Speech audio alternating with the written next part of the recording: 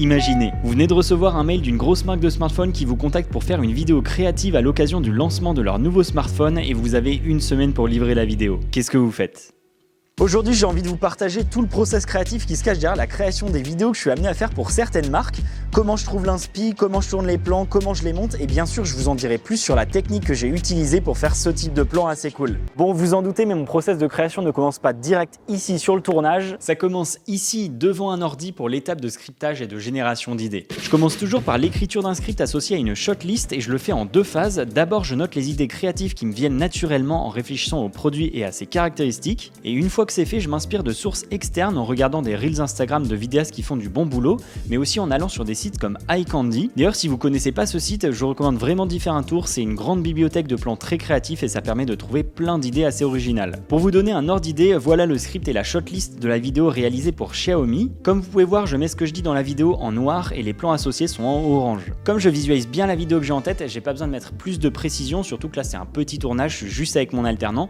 Il n'y a pas une équipe de 15 personnes derrière qui a besoin de comprendre exactement ce que je voulais dire. Une fois que j'ai mon script et ma shortlist, je peux passer au tournage. Ok, donc pour cette vidéo que je tourne pour Xiaomi, le setup est le suivant. Donc toute la vidéo est tournée avec mon R6 Mark II sur lequel j'ai mis un 14-35 pour son côté ultra grand angle que je recherche pour certains plans POV qu'on verra par la suite.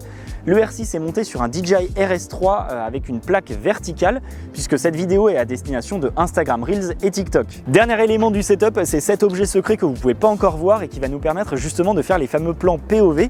Honnêtement, c'était assez galère à trouver. Pour pas que la vidéo dure trop longtemps, je vais pas vous montrer et vous détailler tous les plans qu'on a fait. Par contre, je vais me concentrer sur trois plans que je trouve intéressants. Le premier, c'est le dolly zoom qui sera à la fin de la vidéo. Si vous savez pas ce qu'est un dolly zoom, c'est un plan dans lequel la compression de l'arrière-plan évolue. Normalement, ça se fait en faisant un mouvement fluide vers le sujet et en dézoomant de façon proportionnelle. Comme c'est assez galère de faire à la fois le mouvement d'avant en arrière en même temps, de changer la focale, le tout sur un Ronin, ce que je fais habituellement, c'est que je fais seulement le mouvement d'avant en arrière comme ça et c'est en post-production que j'ajoute le zoom ou le dézoom progressif. Donc c'est parti, Kylian va cadrer le plan. Pour ce plan, on s'est mis à 35 mm. Comme vous pouvez le voir, Kylian doit avancer vers moi de façon super linéaire pour que l'effet marche bien et surtout, il faut me garder toujours au même endroit dans le cadre, sinon ça va compliquer les choses en post-production. Voilà pour le premier plan intéressant de cette vidéo pour Xiaomi. Maintenant, on peut passer au deuxième plan que je trouve intéressant, surtout en termes de créativité. Celui-là m'a été inspiré par plusieurs créateurs sur Instagram, notamment Karl Shakur et Kinan Lam, et il consiste à ajouter la roue de zoom ou de sélection de la vitesse d'obturation par-dessus le plan. Je trouve que ça rend super bien et j'ai voulu l'intégrer à ma vidéo. Pour faire ça, c'est simple, on va tourner quelques plans du téléphone dans une zone sombre, puisqu'on va ensuite incruster les réglages qui sont blancs et il faut qu'ils soient visibles. Donc on tourne quelques plans du smartphone simplement en le faisant bouger et normalement ça devrait faire l'affaire. Ensuite, pour afficher par-dessus les réglages du smartphone, c'est simple, il suffit de faire un enregistrement écran, de mettre sa main devant pour que ça fasse un fond noir et on joue avec les réglages pour que ça corresponde à ce que je dis en voix off. Au montage, c'est simple, il suffit de mettre l'enregistrement écran par-dessus le plan, de retirer le fond noir en changeant le mode de fusion. On fait quelques ajustements de recadrage et de position et le tour est joué. On se retrouve avec un plan créatif assez sympa. Bon, il est temps de vous parler du fameux plan POV où la caméra suit parfaitement le smartphone. C'est clairement un des plans phares de ma vidéo.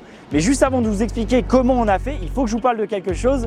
Est-ce que vous entendez la musique qu'il y a en arrière-plan derrière moi? Vous vous en doutez, elle vient de chez Artlist qui est le sponsor de cette vidéo. Ça fait des années que j'utilise Artlist aussi bien pour trouver les musiques de mes vidéos YouTube que celles pour de gros projets clients et c'est vraiment la plateforme que je recommande. Pour celles et ceux qui ne connaîtraient pas encore Artlist, c'est une plateforme sur laquelle on retrouve des milliers de musiques libres de droit, d'effets sonores mais aussi des vidéos de très grande qualité qu'on peut intégrer à nos montages. Pour la publicité du smartphone Xiaomi, je suis allé sur Artlist pour trouver la musique et les différents effets sonores. Ce que je fais en général, c'est que soit je vais dans ma bibliothèque de musique que j'ai mise en favorite, soit je vais dans ma collection que j'ai intitulée Style Pub et dans laquelle j'ai enregistré plein de musiques adaptées à des vidéos de pub, soit je vais simplement sur la page d'accueil et je joue avec les filtres pour trouver la musique parfaite pour mon projet. Une fois que j'ai trouvé la musique qui me convient, j'ai juste à la télécharger et à l'intégrer à mon montage sans me poser de questions par rapport à la licence qui couvre quasi tous les canaux de diffusion, ce qui a un énorme avantage. Si vous êtes intéressé par Artlist, vous pouvez tester la plateforme gratuitement et si vous voulez prendre un abonnement, sachez que vous avez 2 mois offerts sur les abonnements annuels en passant par le lien en description.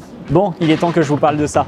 Pour obtenir un plan POV où la caméra suit parfaitement le smartphone, il me fallait justement un moyen de fixer la caméra au smartphone avec un système de bras magique. Sauf que le problème, c'est qu'après avoir cherché partout sur internet, j'arrivais pas à trouver de bras magique de plus de 30 cm.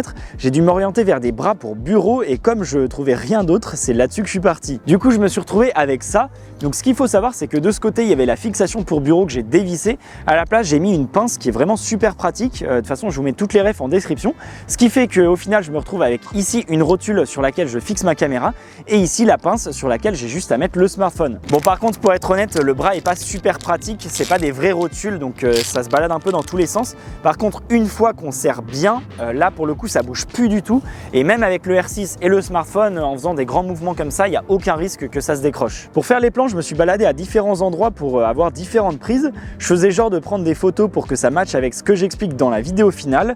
On a quand même eu un problème, le dos du smartphone c'est un vrai miroir, donc forcément en mettant la caméra pile derrière, on voit que ça et c'est impossible d'utiliser ces plans. Du coup, j'ai fait pivoter le smartphone et au final, je trouve le rendu encore mieux parce qu'on me voit dans l'arrière-plan et on comprend mieux que je suis en train de l'utiliser. Autre point à noter, c'est que comme le smartphone est accroché avec une pince, forcément on voit la pince. Donc ce que je faisais, c'est que je mettais ma main dessus pour pas qu'on la voie. Bon, je pense qu'on a fait le tour des différentes techniques que j'ai utilisées pour créer cette publicité pour Xiaomi. Maintenant, il est temps de voir le résultat. En tout cas, j'espère que la vidéo était intéressante. Si c'est le cas, vous pouvez mettre un petit like. N'hésitez pas aussi à laisser un commentaire. Et on se retrouve très vite dans une prochaine vidéo. Ok, regardez ces photos. C'est ce qu'on appelle des photos filées et je vais tout de suite vous montrer comment faire en utilisant le Xiaomi 13T Pro et ses optiques co-créées avec Leica. Ok, d'abord ouvrez l'appli photo et allez dans le mode pro pour avoir la main sur les réglages et pour capturer un max d'infos dans les images, activez aussi le format RAW. Baissez vos ISO au plus bas puis changez la vitesse d'obturation pour quelque chose de lent comme 1/20 de seconde par exemple. Ensuite, trouvez un sujet en mouvement comme par exemple une voiture, un vélo, une personne qui marche et suivez le sujet avec le smartphone en même temps que vous déclenchez. En faisant ça, vous allez avoir beaucoup de flou de mouvement, ce qui donne une impression de vitesse. Si comme moi vous êtes convaincu par la série Xiaomi 13T, n'hésitez pas à aller voir les offres sur le site d'Orange, vous avez jusqu'à 400 € d'avantage.